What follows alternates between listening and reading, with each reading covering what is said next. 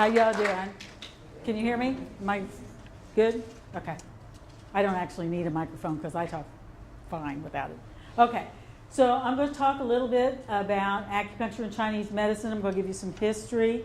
Like Scott said, I've been a registered nurse for 30 years. I've been practicing acupuncture for 15. So I've got a lot of background.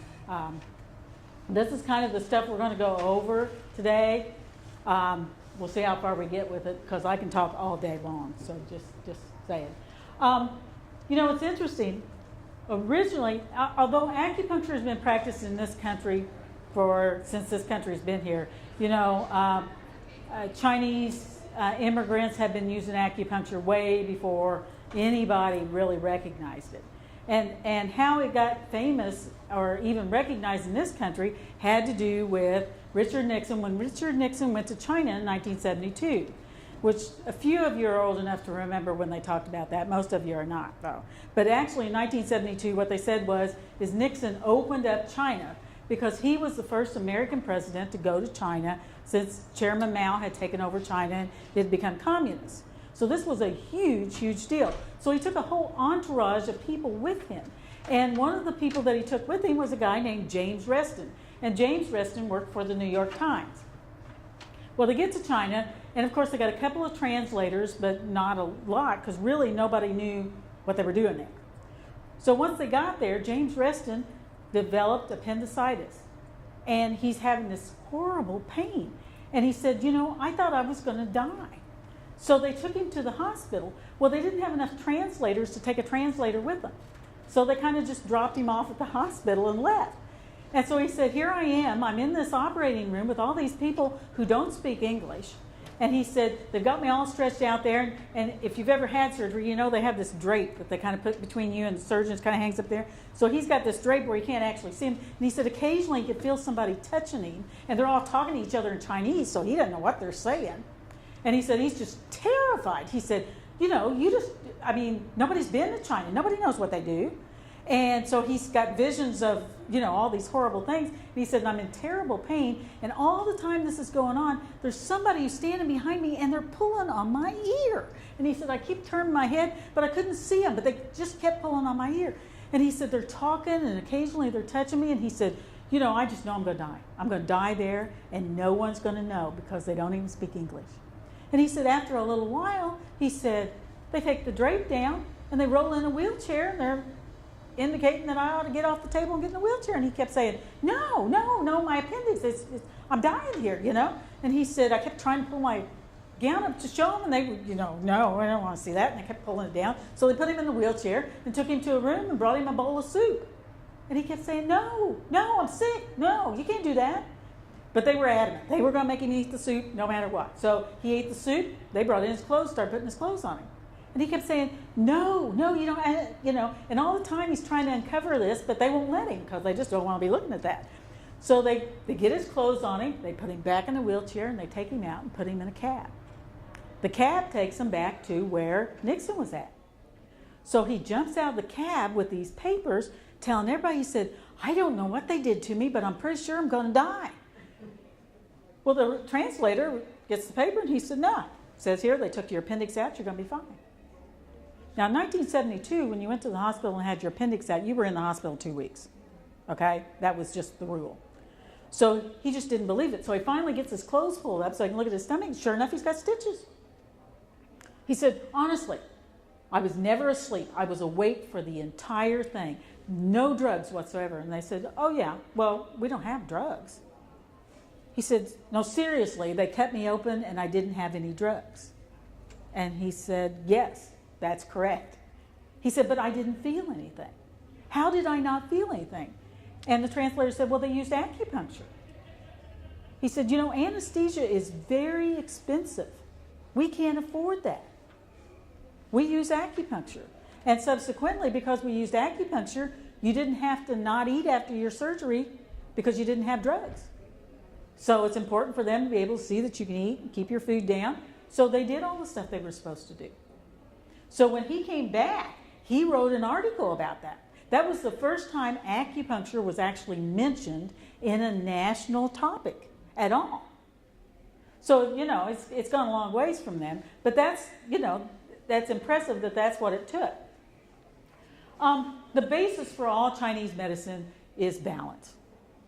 Now, the terminology, yin and yang, there's all kinds of words, but the goal is balance. In Western medicine, we call it homeostasis. But homeostasis means to get back to where you were. Okay? Really, in Chinese medicine, we're not trying to get you back to where you were. We want you to be in balance with where you are. Because we're not, I don't see any 16-year-olds in here, we're not 16. We're never going to go back to being 16. So we need to be in balance to where we are today. And that's a lot more important. You know, I'm all for exercise, I'm for doing all those things, but the reality is you have to do things in accordance with where you're at in life and where your body is. And so a lot of Chinese medicine is based on that. They have, in fact, I was just talking to somebody about this. It's really interesting. Now, China takes credit for having practiced acupuncture for 5,000 years, which is a long time. But they actually found a body, a frozen body, that was 26,000 years old. And the body had tattoos on it. And there was a lot of discussion about why would they tattoo? I mean, how are they tattooing themselves? Why would they do that? But as they began to do research, they discovered that the places where the tattoos were places where that person had had broken bones that had healed. So they think that rather than them being tattoos, they were marks so they wouldn't forget where to press on those acupuncture points to relieve that pain. So they were doing that 26,000 years ago. Again, China only takes credit for the last 5,000 years, but they've done a pretty good job. 5,000 years ago, these 5 things, these elements, were considered essential to life. You had to have these to live. So, of course, the Chinese recognized that this significance applied not only to our world, but it applied to our bodies. So these elements were part of what we needed to exist. Now, again, in 5,000 years ago, no TV, lots of time on their hands, lots. And apparently, at least some of it, they sat around and stared at one another. But they discovered all kinds of cool stuff. So, again, these are these 5 elements that are perceived to be what you have to live. Okay? Now, what they seen was, and what they call this is the mother-son relationship. Okay? Because mother is always trying to help our son. Okay? We always want them to do well. So, you have to have water to have wood. You have to have wood to have fire. You have to have fire to have earth. You have to have earth to have metal, and then metal holds water. So they support one another. Left to their own devices, just like those of us who have children that would, we could take care of everything. But you can't do that.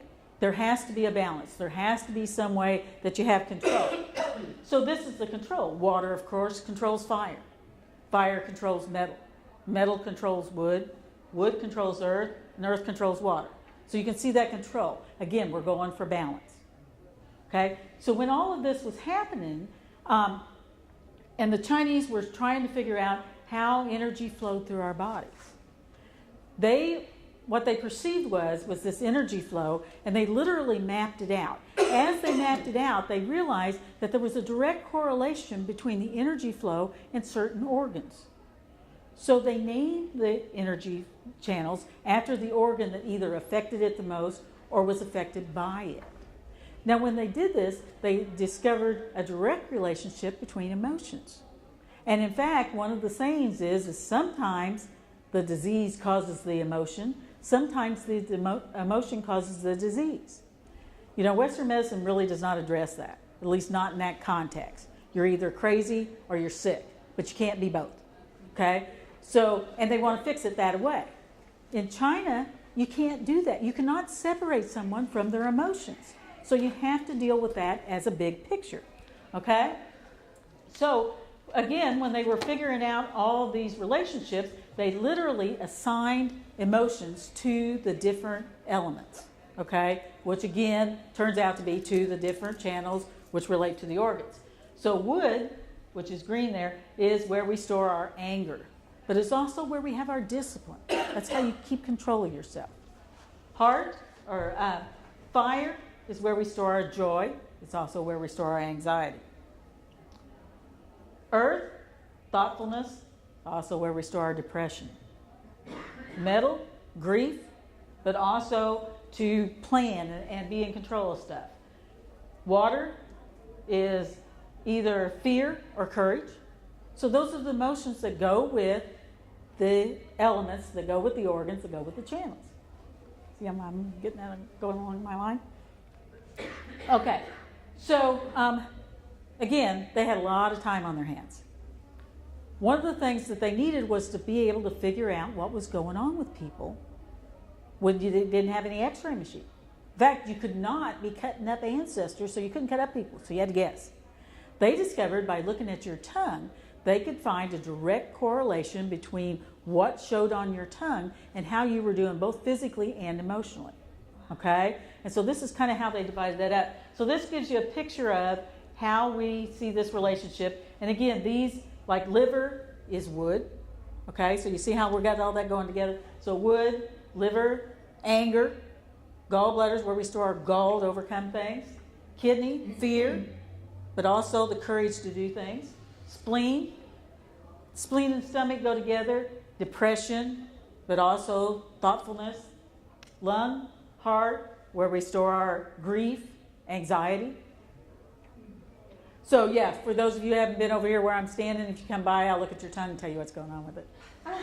Okay, here's a different picture. In fact, this is the picture that I use that kind of gives you an idea of what I'm looking at when I look at your tongue. Okay? In fact, I think I've got some things I'll pass out here in just a minute. So when I look at your tongue, that's what I look at to see what's going on with you. Here's some pictures of different tongues. Unfortunately, it's not as clear as I'd hoped. Let me see if I can find my tongue thing here. Yeah, they're not as clear. It's very interesting because here's a tongue thing. Again, most of this is really, really accurate. So when I look at your tongue and say, hey, I see this going on with you, most people say, oh, yeah. I'm sorry, I'm gonna pass all these out, but I started with the tongue ones. I thought I had another tongue thing here. Okay. Would you pass those out? If you'll pass these out, everybody can look at these. Okay, because I'm going to talk about all this stuff. But anyhow, so I look at your tongue. The few that you can see up here, this bottom left, that geographic tongue, that person is so anxious all the time. They're just, they'll hop from one thing to another. Oh, let me fix this. Oh, no, I need to do that. This one down here in the bottom right, which I'm going to talk about that a little later too, that's spleen chi deficiency. That tongue looks like the belly of a fish. There's people who that's their tongue, and I'm going to talk about them a little later. So that gives you an idea about that. Unfortunately, they're just not clear enough for you to really make them out. I'm sorry. I took this out of a page of a book. Again, I was going to show you some cool stuff. It's hard to see, but it indicates that different shapes of tongues also affect you, how you're feeling mentally. And somebody who has like a hammer-shaped tongue needs to take their psych drugs. Okay? Like a hammer. So it has lumps on each side. You get up and look at that, you need to take your drugs. Okay? It's a clear indication you're having problems. Okay?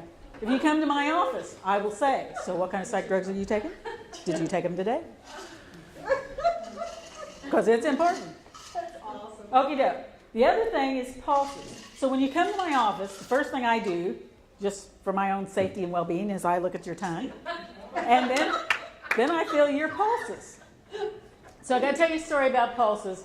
I'm a bit of a sexist. I don't deny it. It's just part of who I am. So anyhow, in China, for the first 3,000 years, they never wrote any books about treating women. Because the position was, if your woman was broke, you just throw her away and get you a new one. How hard was that? So that was their attitude. So they honestly did not write any books about women's health at all because that was the position they took. So there happened to be this emperor who actually really liked one of his women. And she was broke. So he wanted her fixed. Who ever heard of that? So in China, even today, which you'll find this astounding, physicians are only paid when their patients are well. So if somebody gets sick, you don't get paid. And if you work for the emperor and somebody's sick, you're pretty much screwed. So the emperor said, listen, I know you don't normally work on women, but my woman is broke. I want you to fix her. Now, at that time in China, you weren't allowed to look at other men's women. So this was a problem because he had to fix her, but he wasn't allowed to look at her. The only thing he could look at was from her wrist down and from her ankle down. That was the only thing that was allowed to be seen by other men. So all he could do is look at her hands and feet, and he needed to figure out what was the matter with her and fix it. So he developed a method of pulse taking that again correlates with those organs. They call it Chinese X-ray. Works great. And it then tells you about things that are going on inside the body. And that was the reason why they developed that. So when you come and see me, I also feel your pulses. And that really is when I say, you could be an axe murderer. You should go home. But you should be that's right. That's right. So anyhow, so I do that to everybody, and that's why I do that, because it gives me a perspective. Because again, you come to me and you tell me about what Western medicine told you. Okay? That's their perspective. Again, I've been a nurse for 30 years. I know what they know. And I ran a pain clinic for 8 years. So I actually know all about the drugs they gave you, all the surgeries you've had. And one of the stories I always like to tell is for a while, when I was running the pain clinic, one of my doctors, who was such a jerk, that the operating room nurses wouldn't help him. So if we had to go to the operating room, I had to stop what I was doing and go to the operating room with him, which was a problem because I'm trying to run a clinic. So what I do is I sneak up the back stairs to the holding area. You know what the holding area is? That's where they start your IV, give you drugs and stuff. And I'd go back there and say, so where are we at? And the holding area nurse would tell me, she'd say, oh, well, I got a gallbladder over there, I got a knee here, I got a hysterectomy, so come back in 45 minutes, I'll be ready for you. So the truth is like the knee, once that knee got there and was designated a knee, that knee could have a heart attack and no one would know. Because he wasn't a person, he was a knee. That gallbladder wasn't a person, they were a gallbladder. So you could have a heart attack and just die right there in the holding area and nobody would notice. From a Chinese medicine point of view, it's all connected. You can't break people down into pieces like that. Everything you think, everything you feel, everything you eat, who you slept with last night, if you've been beating your husband again, it affects your whole body. So you can't just be just a piece. Go talk a little bit about biological holograms. I've had some discussion with people who told me that they didn't think that that's what it was, but that's what it is. So you know what a hologram is, right? It's a three-dimensional picture of something. A biological hologram is a three-dimensional picture of your whole body on a body part. It's how reflexology works. They see your whole body in the bottom of your foot. Someplace in that stuff that I just sent around and I forgot is a picture of an ear. This is a biological hologram. See that whole body in that ear? Oh, yeah. Isn't that cool? Again, they had a lot of time. Wow. They really did just sit around staring at one another. And in fact, you know, I tell people, you know, at that time in China, the only way you could be rich and famous was to write a book, because only rich and famous people could read. So people spent a lot of time trying to find something they could write a book about. That's where they got all this time to look at this stuff. Okay, so that's my biological hologram. So the reality is down here in the lobe, that's the head, just like we looked at. The spine goes around the side, all the internal organs there in the middle. For some things, the stimulation in the ear is much stronger than it is for the whole body, particularly addictive behaviors, eating, drinking, smoking, drugs, okay? There's actually an organization in New York, it's called NADA, National Alcohol, Drug, something or other. They have a 90% success rate for narcotic addiction. They use 5 needles in the ear. That's all they do. And you know why you haven't heard about them? Because who's going to make any money off of that? Okay? But the reality is that works. So for a lot of things, if you come see me for weight loss, stop smoking, those kind of things, this is primarily what I do. Okay? Like I said, people are all freaked out about their ears, so I like to cover that. Did I get all that? Acupuncture. National Acupuncture Detoxification Association, NADA. So yeah, and they're still there. But again, you're not going to hear about them on the news. And there's a picture of some of the points that I use on a regular basis.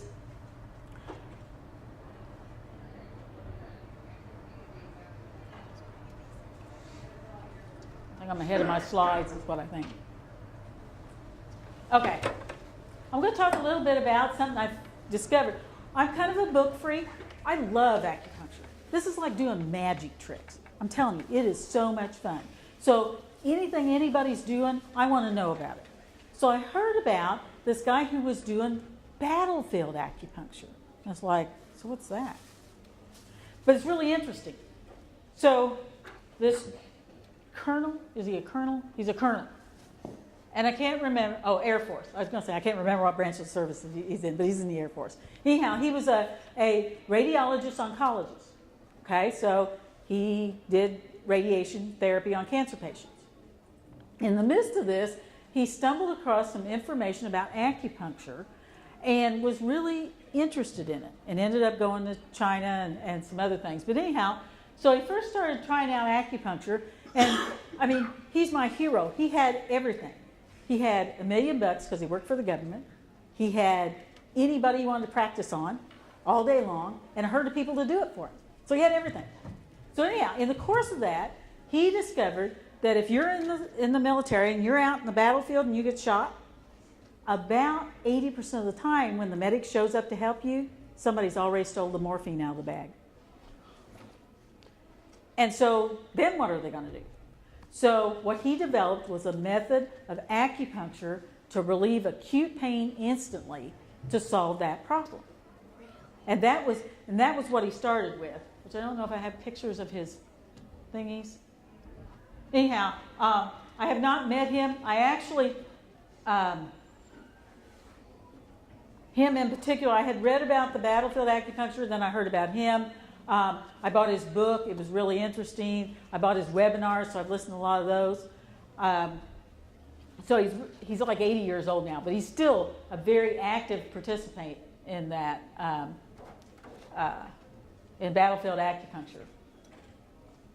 These guys, Terry Olson and Beat Strittmatter, are people who are considered authorities in auricular therapy, which auricular therapy is just ears, okay?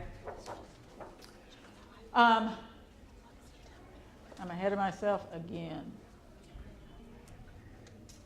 Yeah, battlefield acupuncture. It's really interesting listening to the webinars about how he describes how he does that, because what he discovered was you can't really do acupuncture like regular acupuncture because that takes a certain amount of skill. And he was looking for something that was kind of idiot-proof. So he developed these tacks that you can put in that will stay in. And so I don't know if any of y'all go to the base, but I do have people who come to me from the base with these tacks in there. They're either made out of gold, titanium, or stainless steel. There's a picture of them. And it's very cool. They go in, you leave them for 2 or 3 days. But in the course of doing the study on him, I learned a whole bunch of other stuff that he managed to find out. Sojourns, do you know what sojourns is? Sojourns is a condition where you can't make mucus. You can't make mucus in your mouth, or you can't make mucus in your eyes. Typically, it's a side effect for a lot of chemo. The first person that I met that actually had this that I was able to treat with acupuncture had been in the military. And again, this is my sexism coming out. The military, at their infinite wisdom, had put all the women downwind of the burn pit. You know, when you go out in the desert, you don't have any place to put your trash. You dig a hole and you burn it. So they put all the women downwind from that. So this girl had all these symptoms of having gotten chemo from the stuff that they were burning. So when she came to me, she couldn't make any mucus in her mouth, and her eyes were very, very dry. And she said, listen, I was in Washington, D.C. I went and seen this little old man, and he did something, and it fixed me. So can you do it?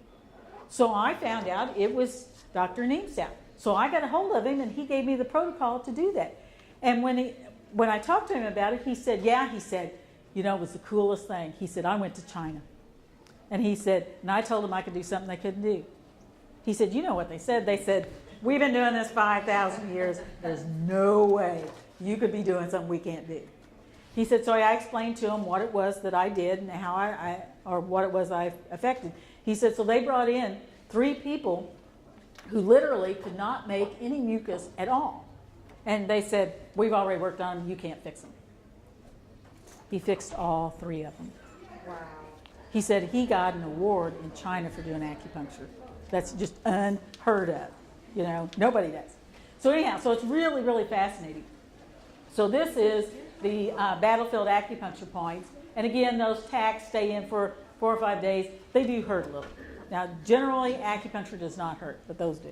So there's pictures of them. They're teeny, teeny, tiny, but you see how they're like fish hooks? Once you put them in, they don't just pop right out. Okay, also going to talk about Korean hand acupuncture. And the reason is because, again, it's another biological hologram. I took a bunch of classes. When I went to school, they had the standard classes all week, and then they had extra classes on the weekend. One of the things that I learned, which I didn't know, when I went to school in Houston, okay? I'm from Texas, I'm sure you can tell. 99 and 9/10% of the people I went to school with were Asian, okay? There was 2 of us they called the Caucasians, okay? Everybody else was Asian. And so when we got to this, there was a couple of Korean guys in my class, and they said, oh yeah, this fixes everything. That has not proven to be true. But it does fix a lot of things. So I use that, again, as a biological hologram for treating certain things. It was just fascinating when I took this class, because the guy that taught the class was, he was Vietnamese. And again, I got a couple of people in here who may remember the end of the Vietnam War, not many. Okay, at the end of the Vietnam War, there were people who came to the United States in boats, the boat people, you know, because they left Vietnam any way they could get out and were picked up by ships and stuff that they were. So he was a boat person. He said in Vietnam, his parents, he was a 7th generation acupuncturist. Okay, 7 generations. But he said, you know, I didn't believe in that crap. I wasn't going to do that. I went to school and became a real doctor. So he was a neurosurgeon in Vietnam. He said, do you know what neurosurgery is worth when you become a prisoner of war and live in a cage? Nothing. Nothing. So he said, because, of course, again, you know, they're torturing everybody. He said, I did the things that I see my mother and my grandmother do to help my fellow prisoners of war. And eventually became a boat person. He came to Houston. He said, of course, I didn't speak any English, so he worked as a gardener for a long time. And by the time he got ready to, he felt like he could speak enough English to work, he said, you know, my license had expired for so long, I really didn't feel like I could do that. So he began to practice acupuncture. Now, when I met him, he had an office about an hour north of Houston. The wait to see him was 6 months. The only class he taught at our school was clinicals. In fact, he yelled at us. We brought books. He said, I'm going to teach you stuff that's not in any book. He was really, really brilliant. He spoke 8 languages, and I kept telling him English was not one of them. But when people heard that he was there, they would literally line up around the block. Now, this is a school. You know, you're going to have students practicing on you. But it was worth it to them because he was that good. And he really, truly was. But again, part of that was because he had so much experience. But he taught the class in Korean hand acupuncture. So I took the class mostly because he was teaching it. So I do some Korean hand acupuncture, but one of the things I got to tell you, which was, I told you about James Reston and about the acupuncture anesthesia. Well, of course, I had a book. I was going to figure this out. I even had teenage kids, so I was practicing on all them. Wouldn't have much luck at all. So this guy's name was Dr. Tai. So I went to Dr. Tai one weekend when we were doing this class, and I said, okay, so I've read this whole book about acupuncture anesthesia. I ain't doing it. I'm missing something. I just can't figure it out. And he said, you're just not concentrating hard enough. So he grabs my arm, and I was dressed just like this, grabs my arm and sticks 3 needles in here, through my clothes. And then he grabs my arm and starts slamming it down on the counter.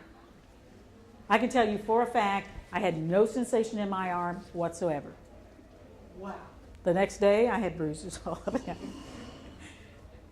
I never got those needles out, and I spent hours trying to find out exactly where it was they were in. I'm still not successful in acupuncture anesthesia, so don't come to me for that. But I did get really good at the Korean hand acupuncture. Dr. Rowe, Yes, sir? the 30 minutes is up. Would you like to open it up or for questions and answers? Or Okay, do you want to ask questions? Do you want me to keep talking? Keep talking. Okay, I can talk all day, just say it. All right. Okay, so that's Korean hand acupuncture. There's some more pictures. I want to get to a little bit more. I told people I was going to talk about spleen qi deficiency, so I'm going to try to pick it up a little bit so I can get to that. Okay, again, when I was talking about those energy channels, there's 12 regular channels. They're named after the organs.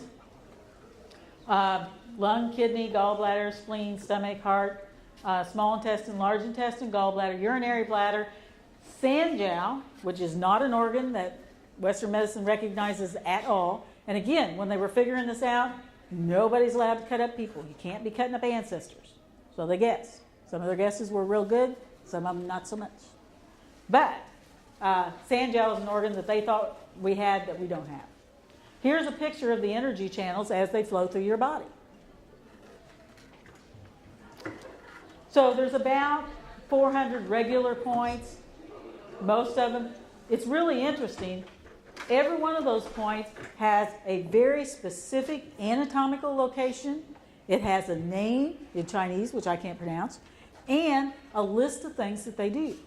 Can you imagine how long it must have took them? They'd stick you with a pen and say, okay, how do you feel now? How do you feel now? But they did that. So they wrote down all these things. So the basis for the energy channels, again, when Western medicine perceives energy flowing through our body, it's like electricity. So they say, well, you can't really touch that. The Chinese see it more like water. Okay, so this is the ocean. Rivers, streams, springs, and wells coming and going through your entire body. So when you're having pain, when you're having emotional things, it's because that energy stopped up.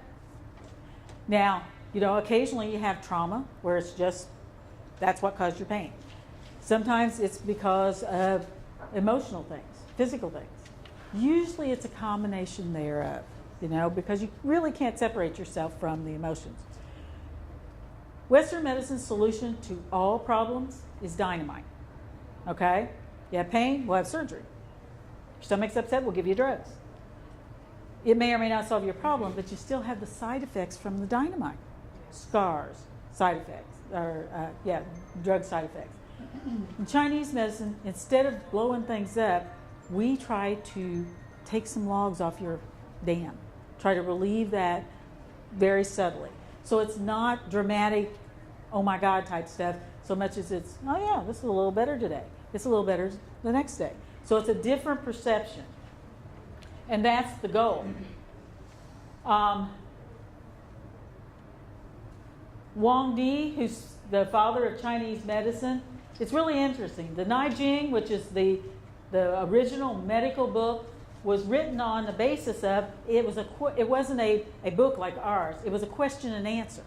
So Wang Di, which is not a real person as far as we know, would ask questions from the doctor, and the doctor would answer those questions, and that's the whole book. It's all about, well, what if this happens? Well, what if that happens? So one of the things that, in the explanation of how this works, he said, the heart is king. It rules over all the organs of the body. The lungs are his executive to carry out his orders.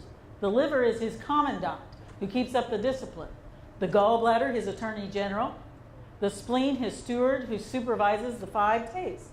So from a perspective, that kind of gives you an idea of how they see and how your body works. But, is that it?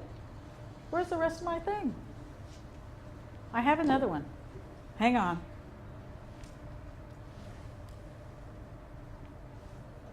I got pictures. I can't believe this is the wrong one.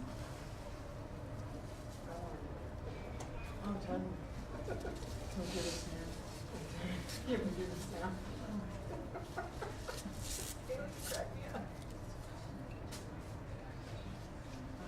I'm sorry, I copied the wrong one. I want to tell you about spleen qi deficiency. There we go. Spleen Chi deficiency. Okay. Spleen Chi deficiency. Everybody recognizes this person because they look like the Pillsbury Doughboy. You know what I'm talking about? They look soft and doughy.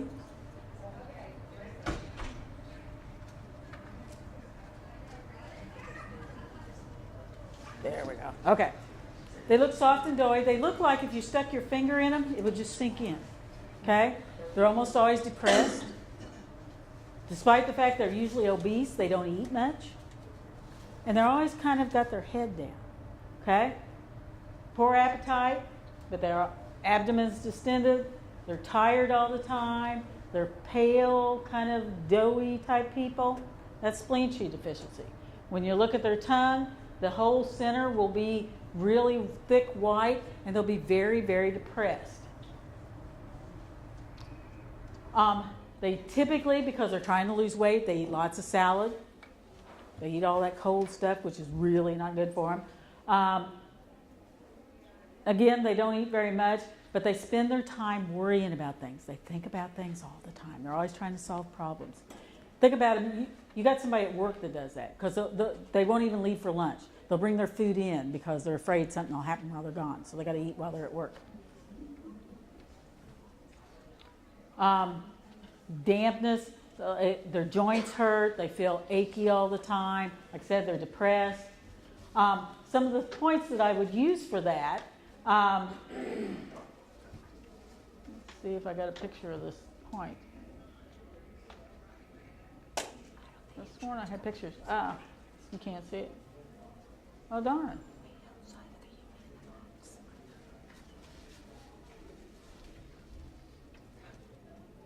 Yeah.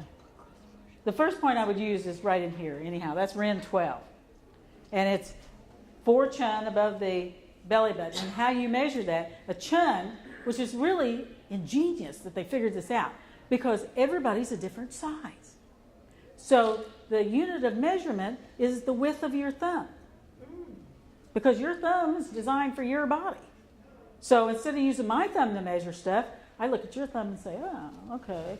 So big guys, see how big your thumb is? So I would use your thumb as my unit for measurement, because if I did it on my thumb, then I put the needle too low. So when I'm measuring out where to put the points, that's where I do. I'm sorry the picture's not better. I was hoping to show y'all some pictures, but it's just not working. But I am going to tell you about stomach 36, and then I'm going to take questions, because I know I'm really out of time, Anna. Yeah. 5 minutes? Okay. Stomach 36, which is the most famous acupuncture point. Remember I told you they wrote all these books? This point has 64 books written about it, that one point. Now, I haven't told you that. I have not read those books. I read the Cliff Notes. But I do that point on almost everybody, because one of the things it does is it causes you to have a sense of well-being. Remember, I told you spleen Chi deficiency people are depressed. This is one of the points I use on them all the time, because then they leave feeling better.